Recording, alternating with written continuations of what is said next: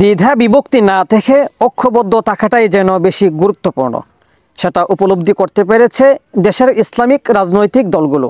সম্প্রতি মানবজমিন পত্রিকার এক রিপোর্টে লেখা হয়, জাতীয় নির্বাচন সামনে রেখে ইসলামী দলগুলো এক কাতারে আসছে। নির্বাচন এবং সংস্কার ইস্যুতে একই সুরে কথা বলছে তারা।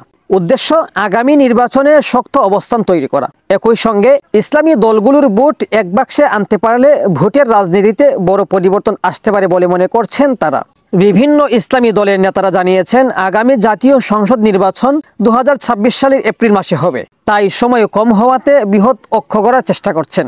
এক্ষেত্রে পেছন থেকে শক্তি যোগাচ্ছে জামায়াতে ইসলামী। ইতিমধ্যে 5টি রাজনৈতিক দল এক বাক্সে ভোট পাঠাতে ঐক্যমত গড়ে তুলেছে। দলগুলো হচ্ছে ইসলামী আন্দোলন বাংলাদেশ, বাংলাদেশ খেলাফত মজলিস, জমিয়তে উলামায়ে ইসলাম, নেজামে ইসলাম পার্টি ও খেলাফতে মজলিস।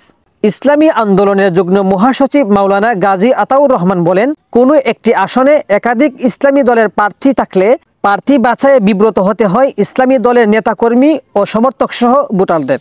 আশা করি আগামী নির্বাচনে ইসলামপন্থীদের এই বিভক্তি থাকবে না ইনশাল্লাহ। এই ঐক্য আরও বেশ কয়েকটি রাজনৈতিক দলকে আনার চেষ্টা চলছে। এর অন্যতম উদ্দেশ্য বড় জোট করে বিএনপির প্রধান প্রতিদ্বন্দ্বী হওয়া কিংবা ঐক্যবদ্ধ থেকে সমঝোতার মাধ্যমে বিএনপির কাছ থেকে উল্লেখযোগ্য সংখ্যক আসন ছাড় পাওয়া। সম্প্রতি পল্টনে ইসলামী আন্দোলনের কার্যকলাপের 5 সংগঠন ইসলামী দল নিয়ে বৈঠক করেন ইসলামী আন্দোলনের আমির মুফতি সৈয়দ মোহাম্মদ রেজাউল করিম। তিনি বলেন, একটি বাক্সে ভোট পাঠাতে সমমাননা 5 ইসলামী রাজনৈতিক দলের নেতারা একমত হয়েছেন। রাজনৈতিক দলগুলোর সঙ্গে সংস্কার, নির্বাচন ও চলমান পরিস্থিতি নিয়ে এই সংলাপ করে ইসলামী আন্দোলন। নিবন্ধিত অপর 2 ইসলামী দল ইসলামী ঐক্যজোট ও খেলাফতে আন্দোলনকেও সমমনা 5 দলের মূর্ছায় রাখা হবে বলে জানিয়েছেন তারা। হেফাজতে ইসলামের ঘনিষ্ঠ কওমি মাদ্রাসা ভিত্তিক দলগুলো 5 আগস্টের পর থেকেই বলছে, আগামী নির্বাচনের লক্ষ্য ইসলামপন্থীদের ভোট এক বাক্সে পড়তে হবে।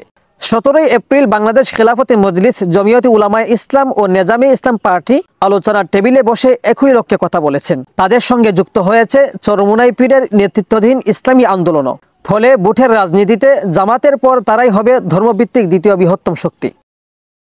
শেখ সাদি, বিডিএস নিউজ।